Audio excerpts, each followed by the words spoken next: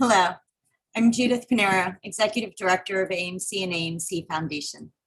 Our offices are in Manhattan, and today I am speaking to you from Brooklyn, location situated upon the unceded seized territory of the Lenape and Canarsie peoples, and benefited from the economies of slavery and the labors of African-descended captives. We owe our existence and vitality to generations from around the world who were brought here against their will, drawn here to escape persecution, and some that have lived on these lands for more generations than can be counted. We pay respect to their communities past and present. This acknowledgement asks us each to consider the many legacies of violence, displacement, migration, and settlement that bring us here today. AAMC is dedicated to an environment in which all individuals are treated with respect and dignity at our programs. Each individual has the right to be in a professional atmosphere that prohibits discriminatory practices, including harassment.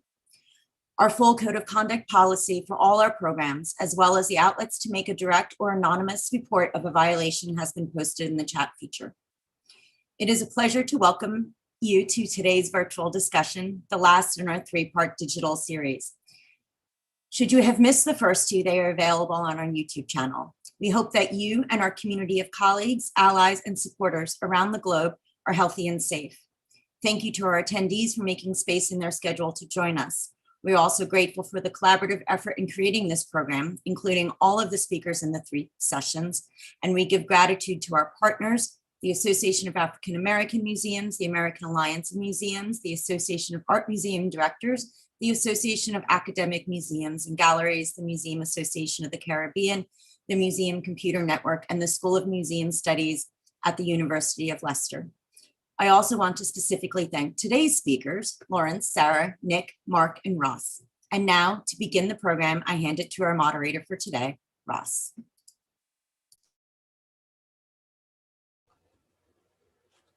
Thank you so much, Judith, and thank you to AAMC and all of the partners that have made this triptych of seminars possible: AAM, AAMC, AAMD, AAMG, MAC, MCN, and the School of Museum Studies. It's just humbling to see that string of logos, that string of institutions, and it speaks perhaps to what we're trying to achieve today, which is not just to talk, but to act.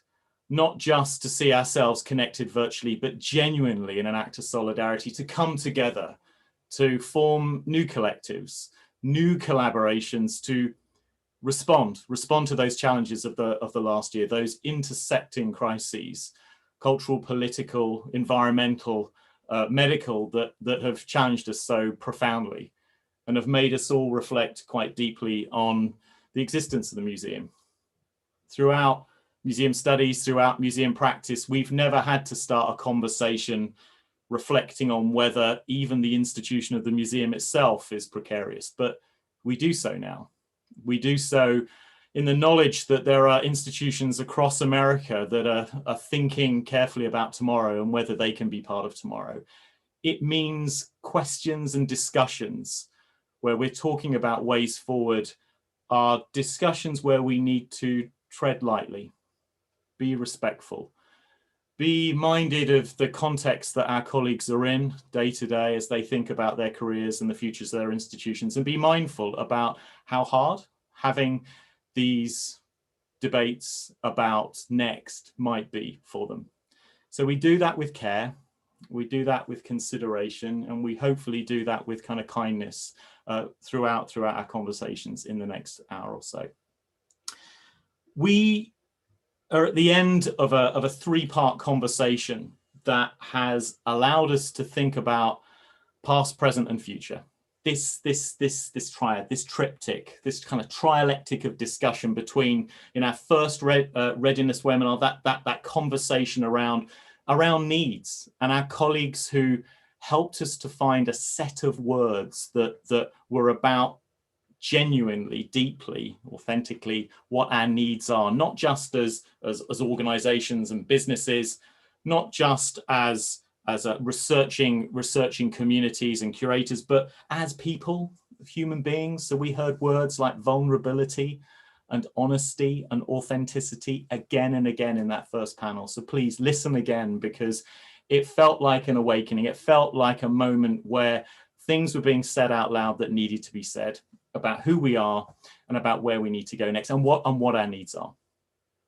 With that honestly evidenced in that first session, what we were able to do in our last seminar together, thanks to Lauren Vargas from the One by One project and Carolyn Royston from the Cooper Hewitt Design Museum Smithsonian Institution, was to think about things we're doing now. So we looked at our current practice through the prism of the One by One project, which is this international research consortium of professional bodies, associations, cultural organizations, academic institutions, companies, and so on, and funders. And we looked at the work that organization is doing to respond to the challenge of now and to help us think about what we might be next. What we were able to talk about last time was a new vocabulary, a vocabulary that was more precise, that was more differentiated and more nuanced, a vocabulary that helped us to be a little bit more clear on whether we're talking about digital as something to be used or managed or created, or a cultural setting in which to be understood. Something that allowed us to differentiate between, competencies, things we can do, capabilities around digital, things we can achieve, or our literacy, things that we might reflect on. And that's where our fluency and confidence comes from. And it was a conversation that also helped us to understand that context varies so much, that any pathway to digital maturity is absolutely going to need to be that institution, that individual, that team's pathway to digital maturity. There's no single playbook. There's no step-by-step guide that says this is what you need to do. Our first realization is that there'll be thousands, a million different pathways to digital transformation, and we've got to help each other find each of our own pathways. And it will involve the whole organization, the vision, the leadership, the processes and systems, the culture, but also the agency we give to staff and how everyone can develop that kind of courage and confidence.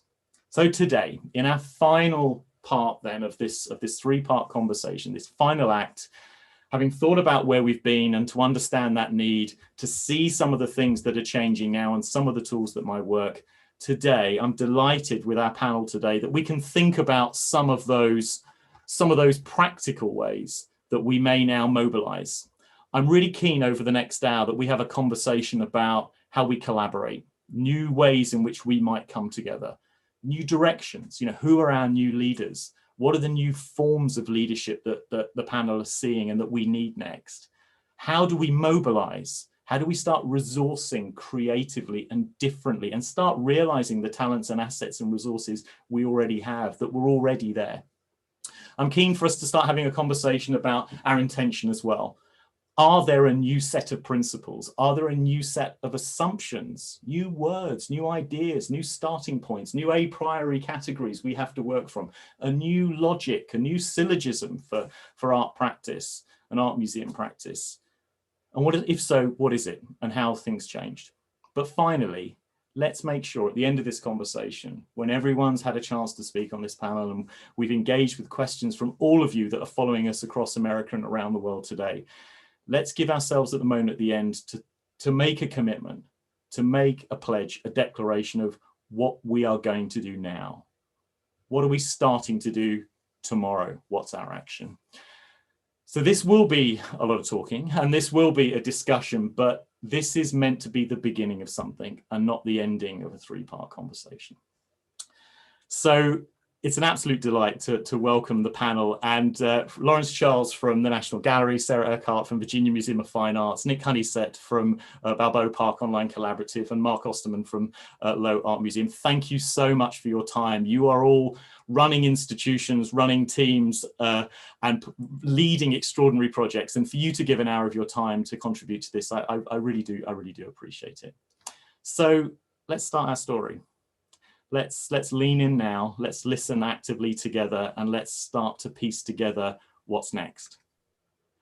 So let's maybe start with collaboration. And Sarah, I'd really like to turn to you first of all, if that's okay.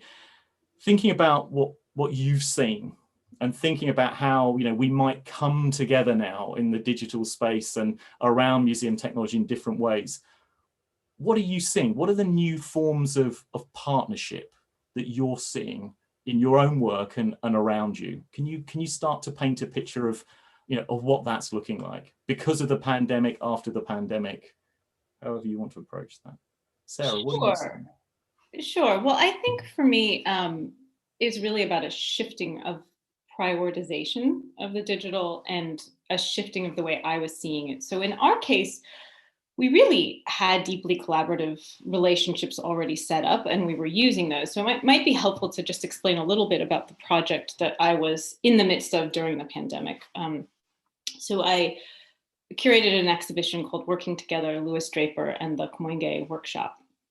And it started years ago when the artist Louis Draper's sister brought works to us. We acquired works, and then when she wanted to place his archive, we were really excited and eager to do that. And we purchased the archive with the commitment that we would digitize it and make it accessible, as well as produce an exhibition and a book. So all three of those things were essentially a 5-year project we were working on. And we thankfully got an NEH grant, and that supported the staff we needed to digitize that archive, which was 6,600 objects, 50,000 images if you count all the negatives and contact sheets. So it was our archivist and an assistant to the archivist, an assistant archivist, a photographer, a research assistant, and me on this team that then digitized this archive. And then the archive was very generative of the exhibition itself. Then I was also working to acquire the works of the rest of the artists in this collective. So I was building relationships with those artists, acquiring works. And then again, we recorded videos of all 9 of the living members from the 14 members of this collective. So that was sort of the next step. And then we digitized a set of books, an annual that went with it that was on our library website.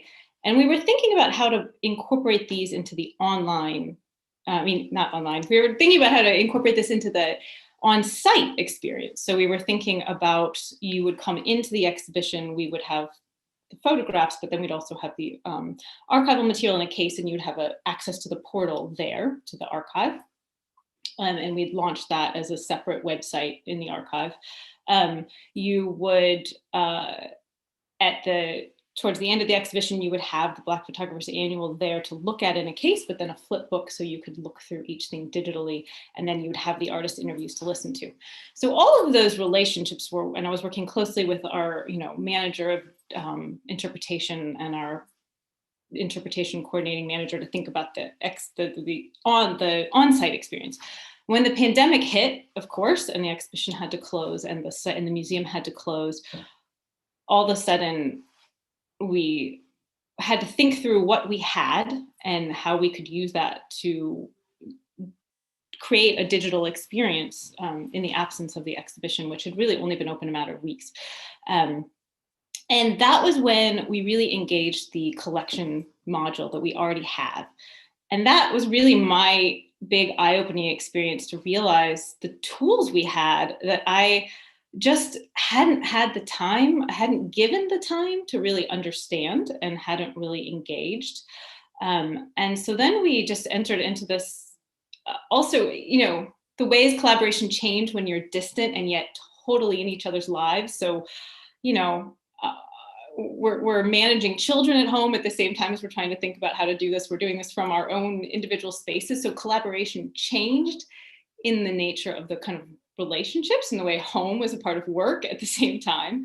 But it also just became so much more, I became so much more reliant and worked so much more closely with our digital team. And then I just got really excited about it. I think it was like the conversion experience I needed in a sense to understand what we actually had and how cool it was, and all the ways in which the archive could come alive next to the objects, the ways in which you weren't just seeing a cover of something, but you could read a whole magazine article by Fannie Lou Hamer. So, we had a magazine cover by the photographer with the portrait of Fannie Lou Hamer, which is amazing. But then online, you can read her whole interview. So I got excited about these things. And I think that that then helped me understand, and we started having all these conversations as a team about what we could do for other projects and how we could think differently about our on-site experiences and how it would relate to our online experience. And then finally, and I think this will probably come up in other questions, working really closely with other members of a team, you start to see the resources that they need, and you start to see the challenges that they're facing, especially when you're just, I mean, you know, we were so tethered by texting and emails constantly as we're pulling off this website as we work.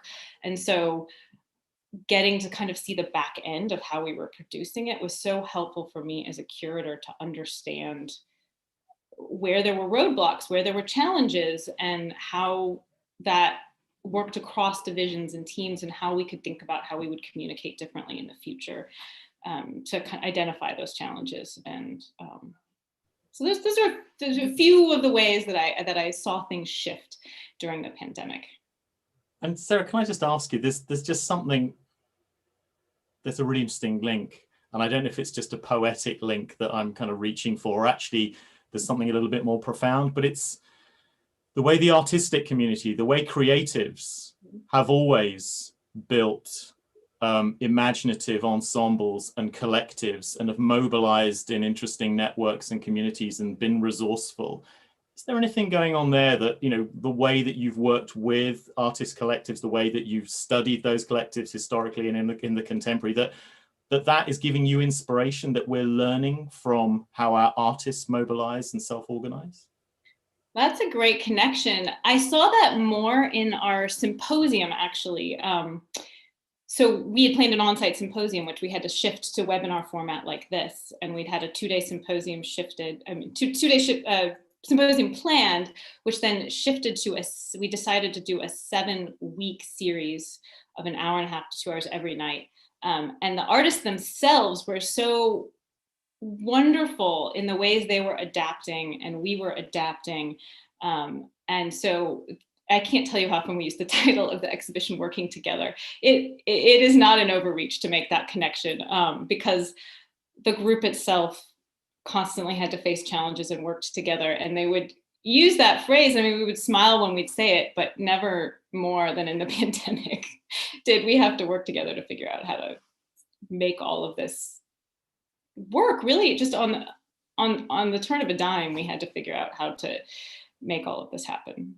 It's an inspiring, you know, title for an exhibition, but it seems to cut quite deep for so much of what we're doing. Lawrence, is for your perspective, you know, from your perspective, you know, and my goodness, you know, the collection that you're overseeing and the range of partners you work with in your gallery nationally and internationally, did you see new forms of partnership building taking place? Did you see it in other adjacent institutions? So are you being inspired by new models of partnership at the moment?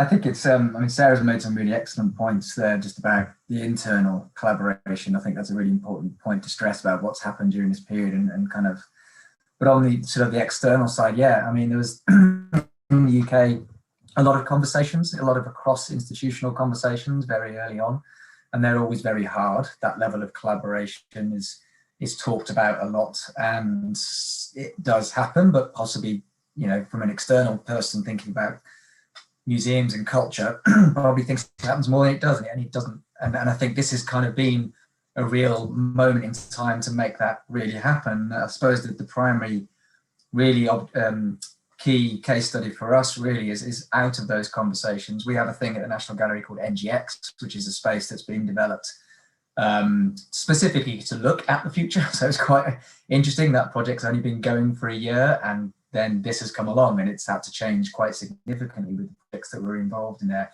which were predominantly artist collaboration led and working a little bit further into the future. But one of the projects that came out of those discussions across organisationally was a project which we've just done with the Royal Opera House.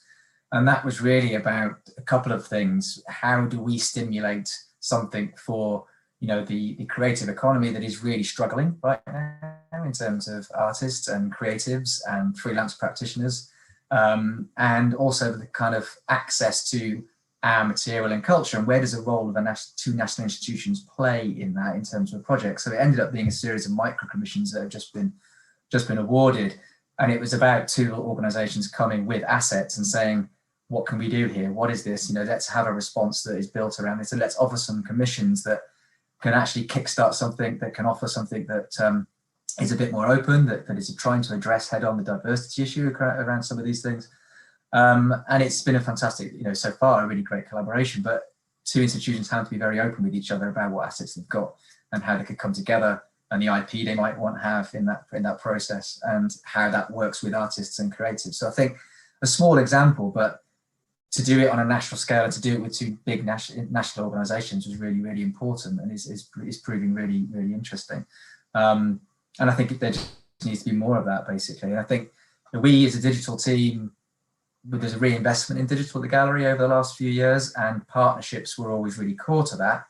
And I think the longer that's gone on, and during this year especially, it's really sort of been very present in all our minds that collaboration and partnership, we were in quite a good place. And I think that's been borne out in the work we're trying to do. And anyone that knows your work in particular, Lawrence, knows that you're an absolute master at bringing people together and seeing the whole board and making those connections. So it's, it's that openness, that adaptability, but that, being inspired by the creatives and the artists we're working with that are showing us ways that we can come together with a little bit more trust and openness. That's coming through very strong. I wonder if we could move then. Let's evolve the conversation then. So if we're thinking about, we need to come together. We need to come together in new formations.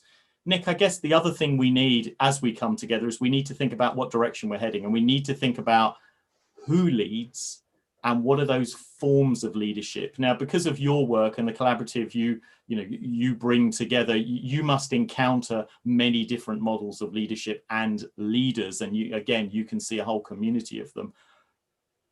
Is leadership changing? Have you noticed in the last year the models of leadership, the styles of leadership, the motivations of leadership kind of evolving, and what's kind of inspired you from what you've seen? That's a really good question. And I see good examples and bad examples. I mean, I think, just contextualizing, where we are. Well, first, we are incredibly busy, and it's hugely gratifying to see so many. Well, certainly for this conversation to be happening in the context of the curatorial world, I think that is fantastic, because that's really what needs to happen right now. You were talking about different, so we're heavily embedded in kind of helping institutions with digital strategy, and that has to start at the top. And the context is, over the last year, we've seen this rush to put stuff out there, just a kind of a knee-jerk reaction to, well, we can't be open, so we must put stuff out there in case people forget, who we are and what we do. Some of that has been, massively creative, and this last year has been a time of amazing deep despair and magnificent creativity, and then everything in between. But you've seen this rush to put stuff out there, this kind of what we call a spray and pray. It's like, let's hope that connects, and we saw early on an immediate reaction to, well, if people can't visit us, then we should do some virtual tours, because that's clearly what is important about us, which isn't, it's the collection. The reason museums exist, collecting museums exist, is their collection. But I think that this has to start at the top. And, we have to get, I think first, we have to get leaders to acknowledge things have changed, and they have changed kind of forever. The world is different for us. Audience expectations have changed. There's no going back.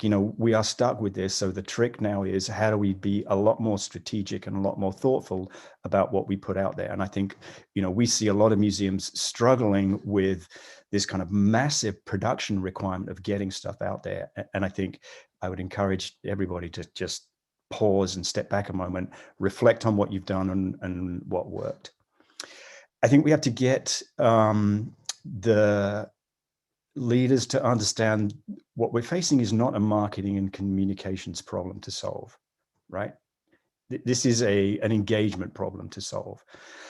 And that means we have to do stuff that is highly desirable for our audiences, because we are now kind of competing with the big boys, right? In the digital environment, you're up against, the couch, Netflix, Hulu, you name it, Amazon Prime, Quibi, although that disappeared kind of immediately, but all this competition for our attention, our kind of digital attention. So that's a challenge that we've got to figure out. I'm a physicist by training, and Einstein has a great quote about this, which is, we can't solve our problems with the same thinking we used when we created them. And I think, leadership has to live in a much more kind of ambiguous world now, where you don't have all the answers. You've got to bring people along for the ride. Your audience, you have to have a much more transactional engagement with your audience. It has to be a two-way conversation. To create community, to engage with people, you have to give them stuff that they can use and create with. And like I said, massive period of creativity right now. If you look at some of the digital content that's coming out, it is hugely creative. I don't recommend anybody do this, but I signed up for TikTok, and I'm wasting hours a day on it. But there is some massively creative stuff, and a couple of museums who have done some incredibly creative kind of audience building work, and have gone from 0 to 500,000 followers in a very short period of time. So that's kind of exciting. So this has to be strategic, and that means whoever is responsible for kind of creating this strategy has to be at the leadership table, right? You not only does that signal to the institution that this is important and strategic, but it elevates it from the kind of tactical approach to make this thing much more thoughtful in what's going on. And then I think Sarah talked about this, and Lawrence too. This is collaborative. This has to be a holistic solution. Everybody is in the same game now of how do we create this compelling audience engagement. How do we demonstrate, because emerging generations will judge us equally on physical and digital. They don't see the same. If you have a terrible website, they will assume you have a terrible building. I mean, they just, they are looking at your brand rather than, what you represent. So I think that has to change. So more competitive. We have to fight for our audience's attention going forward. And I think that's both, we're talking about digital, but this isn't just about digital. This is, how do we engage? How do we engage in an online world that translates to a physical world? And certainly our approach on strategy is, root your digital strategy in the belief that somebody is going to turn up on your doors and have a visceral encounter with your collection and your programming. I think we need to look a lot more outside. Sarah, Lawrence, you were talking about partnerships. I mean, look at the Brooklyn Museum partnership around the Queen's Gambit and the Queen and that fabulous virtual. I don't know if anybody from Brooklyn is on the webinar, but kudos and hats off. That is a fabulous experience, and acknowledges the kind of pop culture aspect of it, because that's where the world is living right now, in pop culture, and how do we tap into that, and how do we partner with it, and how do we create experiences based around that, kind of fish where the fish are. And then I think education has to take a leadership position on this, greater partnerships with curatorial around the collection, and the whole landscape of education is changing. And I'll use one example. If you know what Airbnb is, used to be this kind of travel destination website. Look at it now, it's an educational platform. I mean, that's kind of what it is now. You can buy these experiences around the globe for practically anything. You want to learn cooking, you want to visit a bazaar in Delhi, you want to learn how to, whatever it is, it's an educational platform. It's phenomenal. Amazon are doing that too. There is this increase in what I would say lifelong learning platforms now, like Masterclass, Mind Valley. These things are springing up that are just tapping into a desire for people to learn. So I think it's You unmuted, Ross, so you probably want to interrupt me and ask me a question. Not at all. Please don't let me interrupt. You're about to finish your thought. Please finish your I think just, look at the competition, look at what's happening outside. How is society being influenced in subscriptions, streaming, food, Uber Eats, get HelloFresh, get your, food coming. I mean, people have a completely different mindset, right now, and what they want to do and how they want to spend their time. And I think that the final thing I'll say is you have to socialize this first. You can't go immediately from kind of zero to, we have a fantastic, digital strategy and everybody's, humming along, collaboratively and everything's perfect.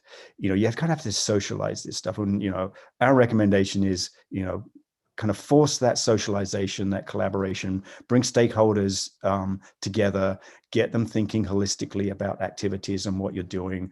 Don't silo things. You don't make an assumption of how audiences want to consume what you have. Give them the choices, give them the routes, give them this kind of serendipitous, highly engaging, experience with you. And now I'll stop. No, I never want you to stop, Nick, because it's just wisdom that comes out. That was $20 well spent. Thank you for that comment. It's because I think because of the unique position you have in our sector, you can see, as I always tell you, you can see the constellations in the stars that we can't always see. And I think it's so valuable in a conversation like this. Mark, can I bring you in? Because I want to build on one of the points you made there, Nick, which was about who's at the table. Mark, just kind of digging on that a little bit. It's important to notice that, let's not be reactive, let's be strategic, let's not be rash, let's pause and reflect. That's coming really strongly from what Nick said there, but also, and let's acknowledge that it's competitive out there. We can't just assume that as we build, they'll come. But Mark, what about the point about who's at the table, in terms of, these forms of leadership that Nick was talking about, but what about who leads? The people, the identities of those people who are leading. Are you noticing any shifts there, or is there anything that must change around the faces of those leaders? Well, I can say what I feel strongly about. And, so much of what Nick was talking about also sort of centers on this idea of relevancy and social impact, right? So even when it's the Brooklyn Museum collaborating on the Queen's Gambit, something that's really taken on this cultural prominence and finding that bridge, but then offering an experience that can be a deep dive and then becomes an educational platform, it merges, right? And becomes that thing where it has relevancy and it has social impact. And so thinking about those concepts and how experiences with digital can do that. And then to your question, Ross, like who's at the table to make that happen? And not to be flippant, it needs to be everybody, right? Because the problem is like the technologists only have so much knowledge and experience, curators only so much, educators, et cetera. But to Nick's point, certainly educators, because of their experience, both professional, but also educational experience of working with people, understanding learning, pedagogies, adult learning, et cetera. Also really working in the realm of diversity, equity, inclusion, and accessibility, what they can bring to the table and sort of help inform and build capacity for digital experiences, I just think it's incredibly important. And then just to go back earlier to something that Sarah had talked about, where it happened, what sounds like in an organic way, but so rich and useful, is that they were forced into collaboration. And then there was suddenly an awareness on both sides, a deeper awareness of what people were doing and the tools they were using to do their things. And then looking at how they could merge those together for an enhanced experience, which ended up sounding like it helped build digital literacy, right, for the institution, which helps build capacity towards this thing that happened organically becoming something more strategic, integrated, and built into what the institution is doing. So good examples there. And just rounding back to, again, who's at the table.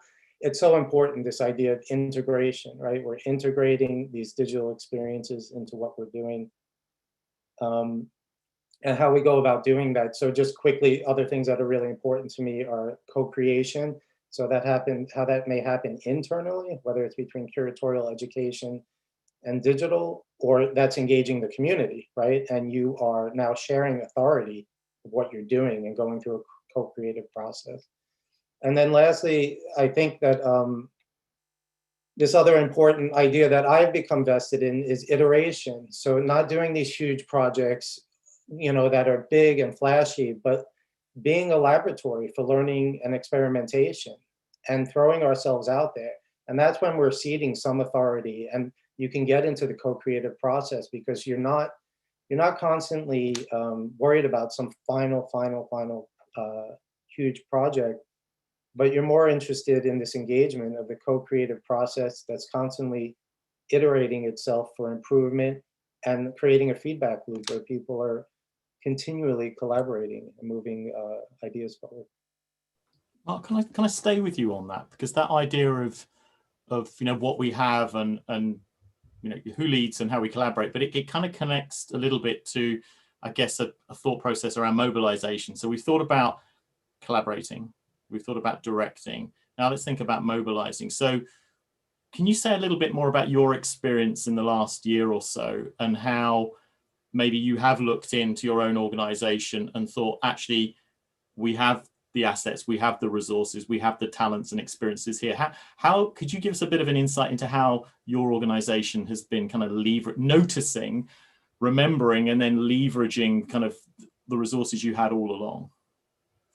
Sure, I'll try to give two examples, which I consider baby steps, but important. So when COVID hit, and then on top of that, Black Lives Matter movement, and we were in the museum just spinning, reflecting, thinking, changing, doing everything. We needed to, stop reacting and figure out how to respond strategically. And one of the things we did was we created, it's called the Engagement Task Force. And so it gets to who's at the table.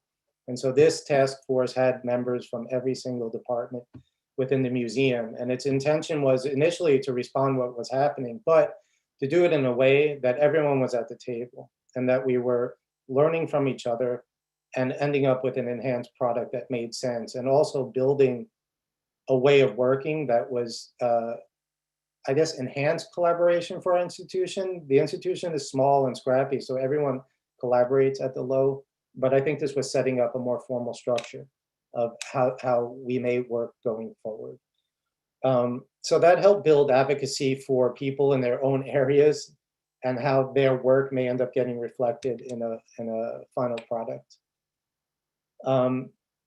Another experiment we did that touches upon some of the ideas I expressed, which are really ideals and aspirations for me, honestly. We haven't been able to do all of them, but we got a grant to create, to look at what's called our Crest collection. So it's Baroque and Renaissance art. And we wanted to figure out, how do we make this work more relevant, not just to people who already have an interest in it, but also perhaps a younger audience or a broader audience. And how can we use digital to do that?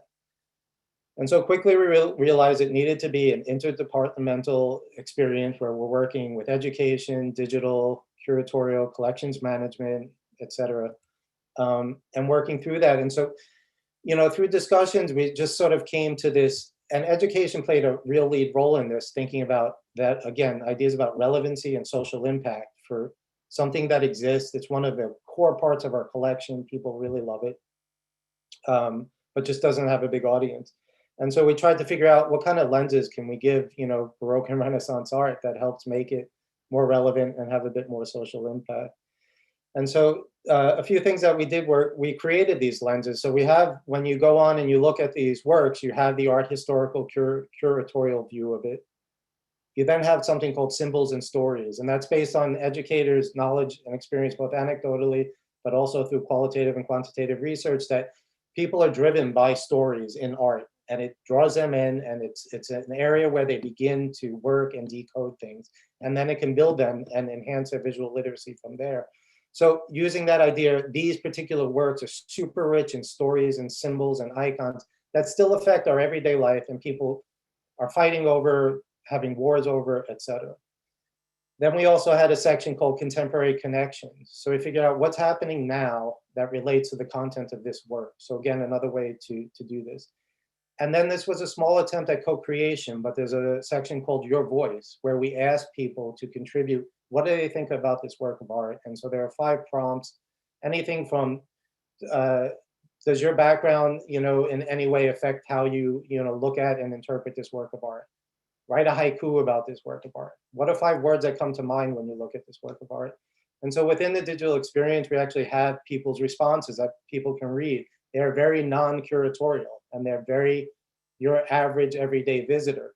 So that gets to the heart of extending or sharing some authority, which can be frightening for museums and all of us, and going through some of that co-creative process. And like I said, this is baby steps, but trying to imbue and aspire to some of the things I said and how they can be implanted into certain projects. And so that's sort of one example of, well, 2 ways that we are attempting to do some of the things that I spoke about. And I'm sure, like my mind, like many other people's minds, is just reflecting on the potential that a Renaissance collection would have to help us reflect upon now. My goodness, in terms of a moment when, political disruption, reformation, trying to understand yourself and the world at a time where there's plague, but there's also new media defining, how human beings construct knowledge. It's an incredible prism to kind of, to look at ourselves through. I'm sure we're all curating that exhibition as you're saying. Sarah, coming back to you on that. Just so, has it been about turning to people for you as well? Because in these conversations around technology, we can start talking about what system did we use and what dams and collection management system and content management system and what DPI and are using that standard, and we could really obsess about the strategy and the policy and those protocols and what business plan you make. But you just, at the very beginning, you just spoke about people. You right the way through, it was about a human connection. Is that what you've seen, and is that what we need to do? Is it about remembering that our best asset, is us? Yes. So I talked to our team before this presentation, and I think that was, and I'm so sorry, my roof is getting replaced today of all days, so there's going to be a little background noise. I tried to find the quietest spot, and it turned out that it's shifted this way. Anyway,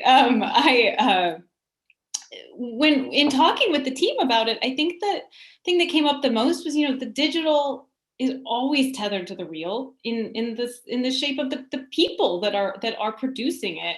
And but you brought up databases, and that stuff matters when you're working with the people that are doing this. I don't think that those of us sometimes who are producing content are paying enough attention to how much that stuff matters. And I actually think it's important to get into the weeds, not on this panel right now, but with the team you're working with, because those are very real resources that they need, and advocating, kind of knowing what people need in their job, and knowing when there's an issue between Piction and TMS and why that might affect the website. That actually matters. I think that would be kind of the sense that, at least I can speak as a curator, that I would learn more about that is important in these collaborative relationships. I don't think it's not driving the strategy, but I think it's an important level to attend to in collaboration. I mean, down to, like, for us,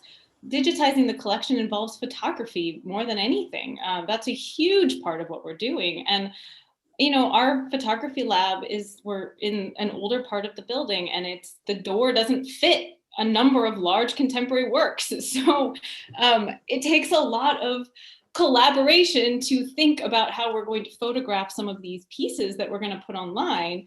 And that's real labor as well. And so always thinking about how those two things work together and how we prioritize as we think about what we're going to do and how we're going to use our resources and how it's affecting the whole team. I think for me, sometimes I go and work in other people's spaces. While I was writing the book on I Need to Escape My Office, I worked in the editor's office for a while, and it was amazing to hear the phone calls they were getting and realize how much they were dealing with. Similarly, in the photo lab, I was working closely with our videographer on editing these artist videos, and I was like, right, this just opens your eyes to how much of the museum is going through these different pressure points. And I think that those are really practical, important considerations when we think about the capacity our institutions have to do the things we want to do in the future. I cannot, sorry, Ross, I cannot hold back on it. You raised some really good points. And I think from a general perspective, there is this, and this is another, this kind of goes back to leadership and a mindset that needs to change, which is this notion that systems are an expense, right? Rather than an investment. So, this thing costs me, $1,000 a month, or this thing is going to cost $5,000 or whatever it is, instead of saying, what do we need to achieve and what is the investment on that return, right? And purely from a resourcing standpoint, if I spend a couple of $1,000s on something for a department that, increases their productivity 2 times, right? It essentially doubles the size of the department. And I think there's this notion right now, and I get it, times are hard, budgets are tight, but now, if you're in a hole, don't keep digging. Now is the time to stop cutting and investing. And I think that is, if there was one mindset I'd want to change in leadership, it's that acknowledgement of, there's a route out of this, and it isn't through this just kind of bottom line expense mindset. It's about how do we invest in our staff's, and you said this, Sarah, capability to achieve these things. Can I just add something? Go ahead, Sarah. No, I was just going to add that the fortunate thing for us is we were in the midst of working on our 5-year strategic plan during the pandemic.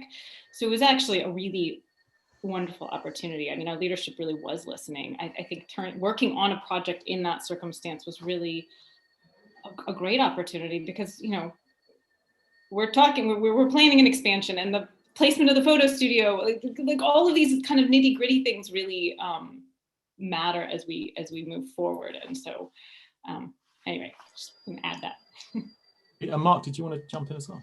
Yeah, I was just going to add to Nick's point that this idea of investment, that also, for museums, that it can also often be a tough decision when the investment is something that's like part of infrastructure and behind the scenes that people aren't fully seeing, but can have great enhancements to what's happening at the museum. And so, Sarah had brought up their collections management system, and I've been thinking deeply about ours. And so, again, my background is interdisciplinary. Most of my background for almost 20 years is as an educator. I kind of switched into technology about 5 years ago, but well, it doesn't really matter my background. So I've become deeply invested in diversity, equity, inclusion, accessibility issues. And, I've been really looking closely at and reading about collection management systems and the systemic bias that exists, right, for museums within the data that has been input decades and decades ago, that's still in these systems. And they're ripe for experimentation and public access, which many museums are experimenting with. And so just again, like that's a really amazing area to invest both, funds and resources in the system, but also staff time in sort of combing through it and figuring out both this idea of what it could look like that can become, like I keep pushing, that whole creative process. But also then what does it look like the public facing side, where we're giving them access to these collections. So I think it's a great area for investment for museums, because it's going deeper on their existing assets. It just makes a lot of sense, and cleaning up things that need to be cleaned up. And let's come back to that point about, because I'm just keeping an eye on the questions coming in from the floor. And please, do post in your comments and questions to us. But I think we should return to that question around those systemic biases and what's in the system, because that's so important. We can't not dwell on that again. It needs to be noticed and talked about. Lawrence, we've just had a conversation about systems and what is systemic and what is kind of embedded in the institution.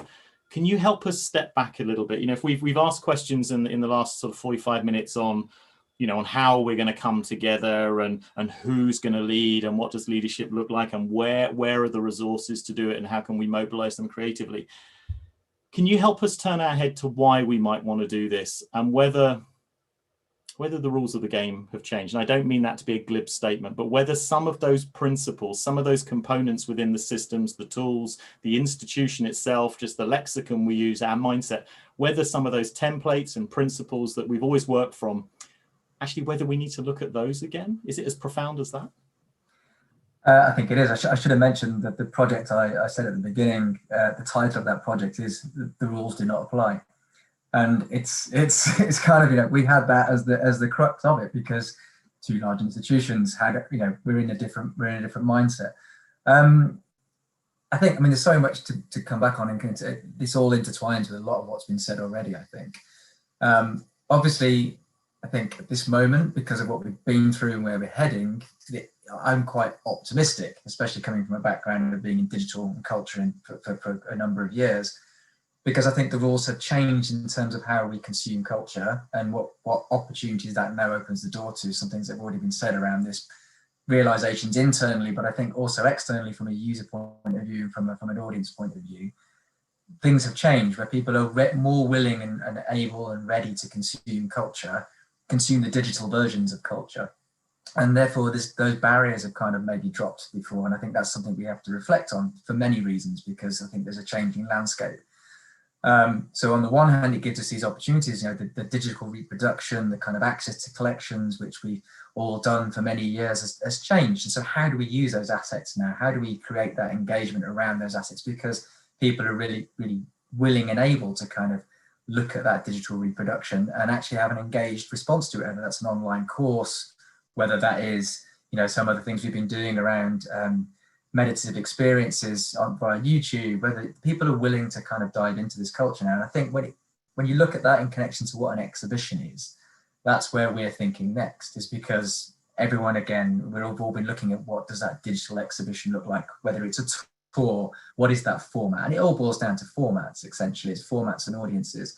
And I think there's some really big things and there's some profound things in there in terms of, does the blockbuster exist anymore? It probably doesn't. We have a large international audience. We're being told, we're looking at 2024, that's where our bicentenary is. That's probably the time when we're only going to get back to the levels that we were pre-pandemic. So in the meantime, our audience landscape has completely changed. And therefore our exhibitions might have to change. And also there's bigger questions there in terms of, well, should we return to the big blockbuster with issues of climate change? Do we need to anymore? Because the blended approach of physical and digital is actually now really more interesting potentially, or people are more willing to consume it in that way. So the actual exhibition itself, and even how you go through the process of producing that exhibition and the connection between what might have been seen as the spin-off or the side project, is now much more integrated. It could be the whole thing.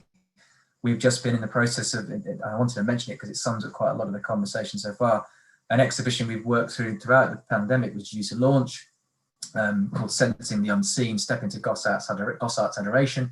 It's one painting, it's ended up being a sound experience, but it's been developed, one, as a digital first exhibition, but it had to pivot, to use the awful word of 2020/2021, into something new as a physical exhibition.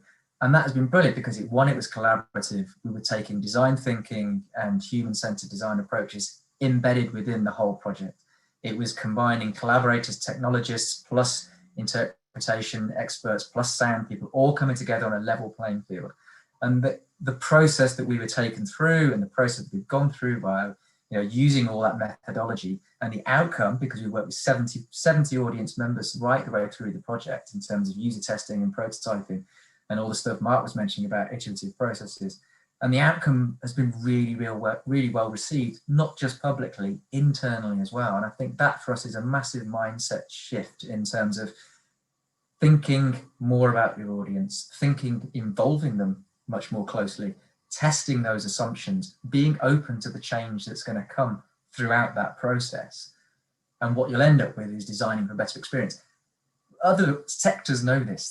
go through this. I think it's now time for the culture sector to really embrace this. And I think that's what we've got to face, because also money's tight and we've got to justify it, and you've got to make sure it works. And that outcome has to really work for the type of audience that you're going to want to try to chase. I think one thing I just wanted to mention on that whole thing of where this collaboration goes and what it's led to a bit of a change internally.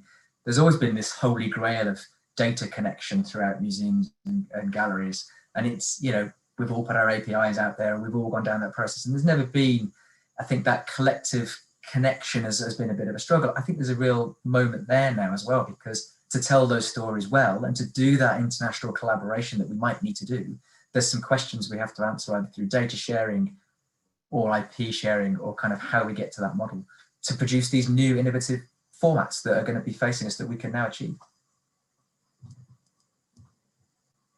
It's probably worth us just, Lawrence,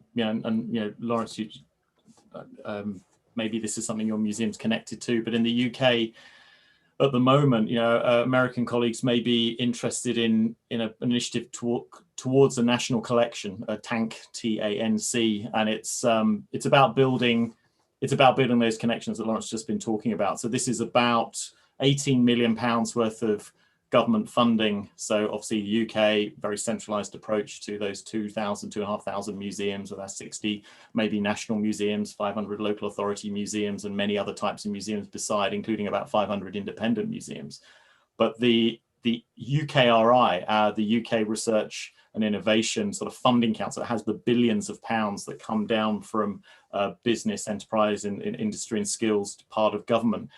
They are supporting over these next few years a series of they will be substantial. These are going to be sort of £3 million projects that we'll see involving collaboration, consortia of major institutions right across the UK, England, Wales, Scotland, and Northern Ireland. And it's about doing the deep thinking on exactly what Lawrence just said. It's about saying, how do we connect our collections together? Now what we know about IIIF and geodata and sound, and thinking about the spatial and temporal direct dimensions of our collections, and what we know now about deep learning and AI, and what we've finally figured out about the semantic web and aggregation and federated search, all of that now, let's have the conversation again now at a national level with a significant amount of funding about how we can connect our collections together, suddenly tap into them now as a national resource then for research and scholarship, hence the research councils are funding it, and then surface that to our publics in all sorts of kind of meaningful ways, in ways in which, narratives can be built on terms that are right for different audiences. So we're about to see an extraordinary sort of 3-5 years ahead of us in the UK as we start to figure that out. Nick, can I just turn to you then as a sort of, because that's good, because I was going to interrupt you. As soon as Lawrence talks about business models and new ways of thinking, kind of word for you on that. What are those new assumptions we need to make about us as organizations, us as businesses, us as non-profits?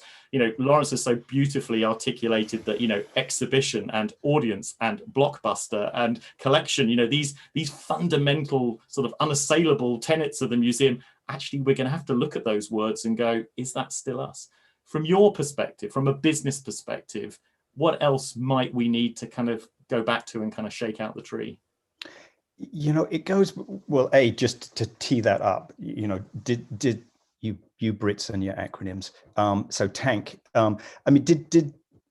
did the general public demand that, the problem wrong with museums is that they all need to be connected and integrated so we can serve them?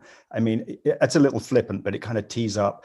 I think the problem is where we are right now is, and at the risk of being kicked off the Zoom call, I think mission is the problem, right? Because mission is a very internally generated concept about what an institution is going to do for you, as opposed to what is, tax exemption is a privilege, not a right.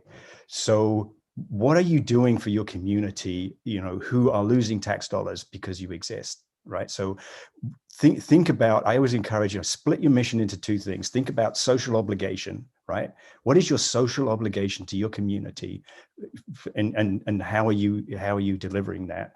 But then also on the kind of business model side is, what is your financial obligation?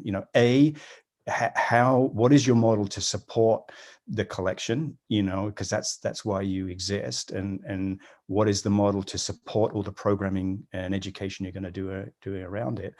But also you have an obligation to, give people jobs and hire people and pay them a living wage and be representative of your community.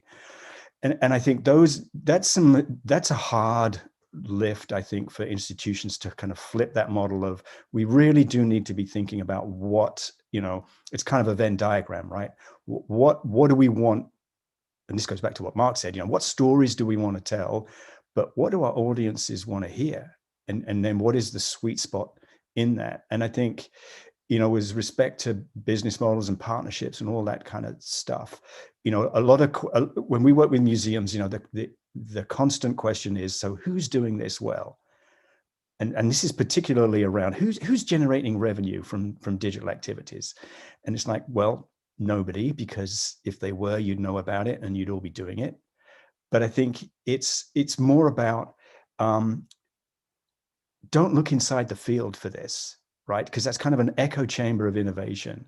It's everybody has to, somebody tries something, it's like, oh, that's the way to do it, as opposed to kind of stepping back and saying, what's going on in our world and with our audiences, and how do we address that? And bigger and larger organizations have solved this problem about how to engage.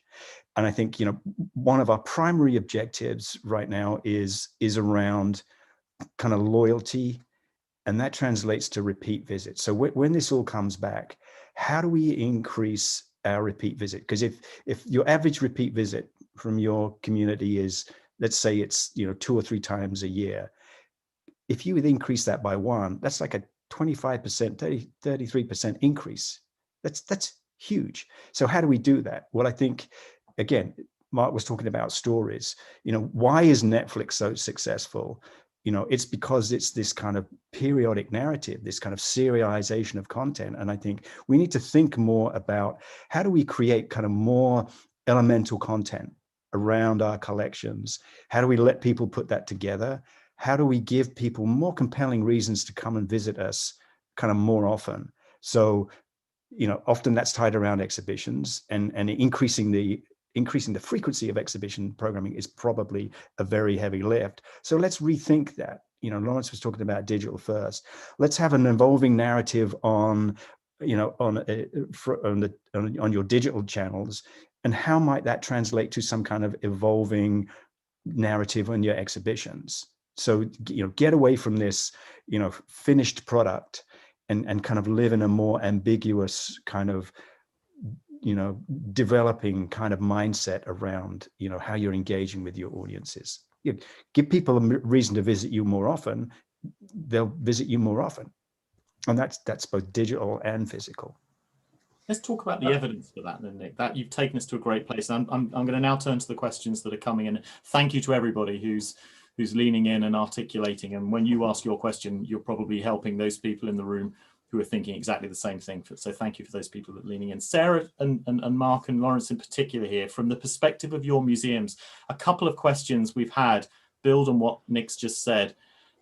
Are you doing any longitudinal research? Are you doing any studies? Are you doing any data gathering at the moment that will help you understand the extent to which the things that you've built during lockdown and pandemic, how effective they've been, and how they're surviving, and what sort of traction they're getting now as we start to move into a different phase? Is there any insights you can give us into the sort of evaluation that you're doing of this new form of digital work? Maybe if I jump in, I think that's the example I gave of the Sensing the Unseen project is yeah. Because it's had audiences so intrinsically involved. It's a different way of doing the evaluation. I think that's that's something as a case study that the gallery is sort of looking at. I think what's really interesting during this period, we're in the UK, obviously we've been closed and open and closed and open. I think we're facing our 4th reopening. But as part of that, there's a big change for us in that we went to the free ticket, and so the data gathering for us has changed. And that's an interesting thing for us to be reflecting on, and also kind of what that means in terms of access. We're thinking of kind of how we look at kind of we've got, I'm lucky, I've got a fantastic data and insight team within the digital team that I have. Not many institutions have that, but placing that within digital has given us some, we've been able to build up that skill set and build up the sharing of that data and knowledge to the organization. I think that's been fundamental and something to really key about how we even share it internally. What are people looking for? What answers are people really wanting to know? So that we can start to look at that insight and really sort of drill down into it. In terms of whether we've got any answers, I'm not sure. I think that the value of what digital can bring is something that we're constantly thinking about and assessing what is the value from that, whether that's the reach that it's giving us or the monetary, the commercial aspects that we might see in terms of tapping into potential. So I think it's ever evolving. I think in terms of our own situation, we're very lucky that we've got that infrastructure set up to be able to look at that. And in terms of the turn to TikTok, and we're still reflecting on the image of Nick Honeyset on TikTok. No dancing. Mark, please. Mark, in terms of your experience then, are there any applications, again, turning to one of the questions that's just come to us from the floor, any insights, any kind of sneak peeks you can give us on what your data's saying about particular apps or social media channels or particular partner websites that are proving particularly interesting and effective for you at the moment? Unfortunately, no. I think they're great and they're super important questions. Just a couple of points. So one is, and these aren't meant to be excuses, we are behind on that aspect of what we're doing. The Low Art Museum is still closed to the public. We're open to faculty and students on an appointment by only basis. And on March 16th, that'll be a full year that we've been closed to the public. So to Lawrence's point, it's a whole new paradigm on how we're even collecting data. And I'm sure many of you, I'm sure all of you on the panel and many who are attending know that this is an ongoing conversation amongst the field. What does data now look like through digital engagement? How long does somebody spend on your webinar for you to check off and say that they were an attendee? What is engagement when you click on something? So these are all really important questions. I think that have been around but are emerging and having more agency now.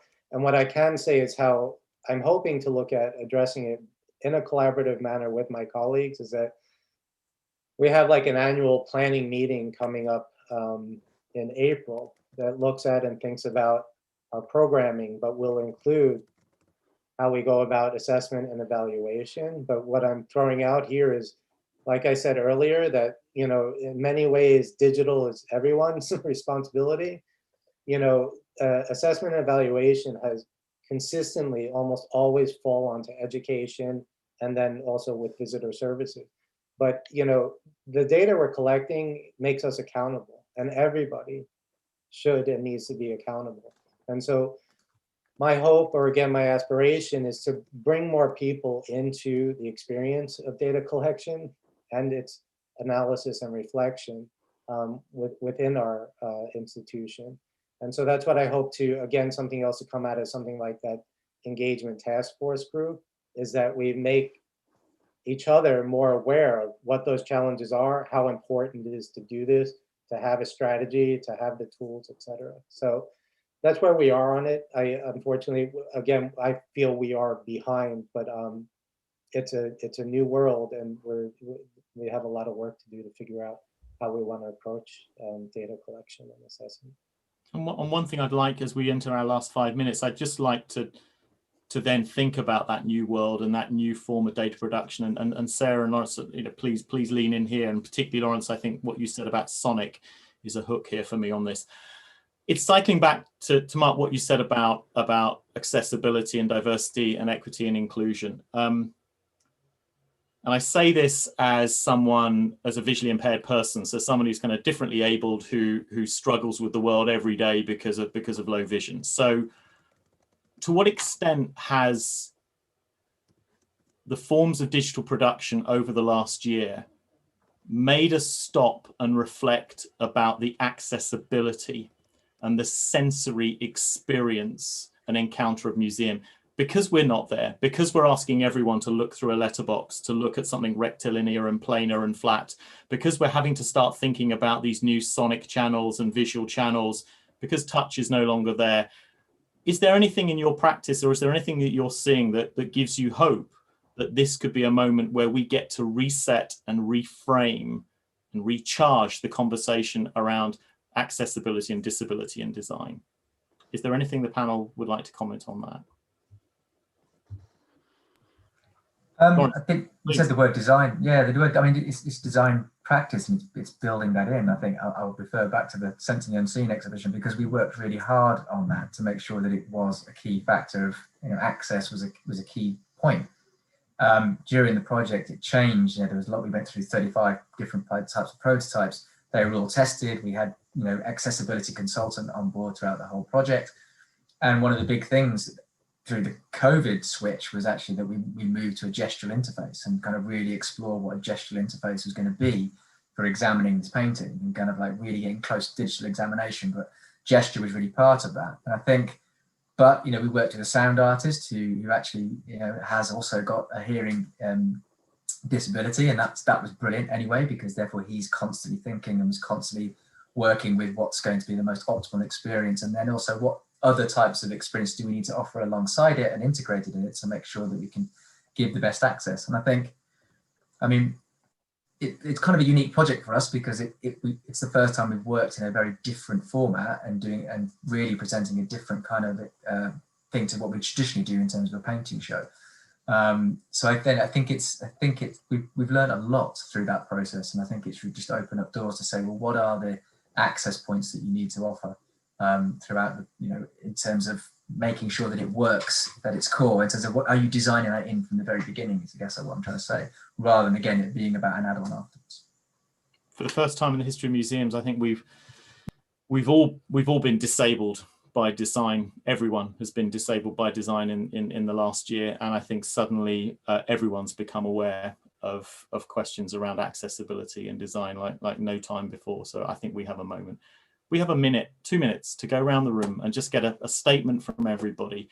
We've gone from thinking about collaboration to thinking about our intention and mobilization and direction. Let's now end with a statement from each of us about action, making this real, a practical task, a real commitment that you can make, an action that you can begin leading. So going around the room. So Sarah, can I start with you? What's your point of action, either for you or for all of us? Oh, mine is very simple. It goes back to that sort of conversion I had. I need to spend more time in my collection, in my online collection, looking at it and thinking about it like I do my physical space, the physical collection. It's clear and it's important. Mark, for you, what is that action, that commitment, that's next step? For me, it's really centered around relevancy and social impact. I think the current events around the globe, for many, not our core supporters, have simply questioned the existence of cultural institutions and what purpose they're serving. And so it could be easy for us to be in our own bubbles and echo chambers. And my life is art. I'm a practicing artist, but I think these are, for our future sustainability, we need to definitely make some real adjustments to what we're doing and how we're proving our relevancy and social impact. Thank you. Lawrence, for you, what's next? It's very, it's very hard. Everyone, and it's hard, I suppose, being in a big institution, and people have got different levels and needs and kind of won't be able to take some of the practical stuff. But I guess it's been said a lot already, relevancy, making sure you're rational, looking at data. I think something we haven't mentioned is sort of funding, and to go down that iterative route, funding things in new ways would be really, really interesting thing to look at. How do you build in a funding model that allows for that kind of iterative approach that can actually move a project along in a different way? With collections, with talents in the institution, with resources and funding. Nick, a final word from you. What's your commitment? What's your call to action? Embrace Nike, just do it. I think, get in different people. That will change thinking in your institution. You got to reprioritize, stop doing some things, start doing others. And I think, Mark started this conversation about data. Data and analytics are not punitive. They're tools to be massively successful. These 3 sessions have allowed us to notice what we needed, recognize the tools and the great work that's already taking place, and then today for us to see what happens next. We're grateful to AAMC for convening this, for giving us the opportunity to come together. Please, can this be the beginning of something and not the end of something? The organizations, those professional bodies, those communities of practice that are represented in this consortium today have the power and opportunity to create new ensembles, new ateliers, new collectives to form a very different approach, a new approach to museum technology and to digital change within our sector. Thank you so much for your questions and your comment, and thank you so much to the panel today. And I'll hand back to Monica and AAMC. Thank you, Ross. That was great. Thank you, Ross. Great job. Thank you all. Hello, I'm Monica Valenzuela, Program Manager for AAMC and AAMC Foundation. A huge thank you for everyone who joined our program today, and especially to Ross, Nick, Mark, Sarah, and Lawrence. You generously so shared about your experiences and spoke very candidly, and we're very grateful. A special shout out to all of our friends, speakers, attendees, and partners on this series.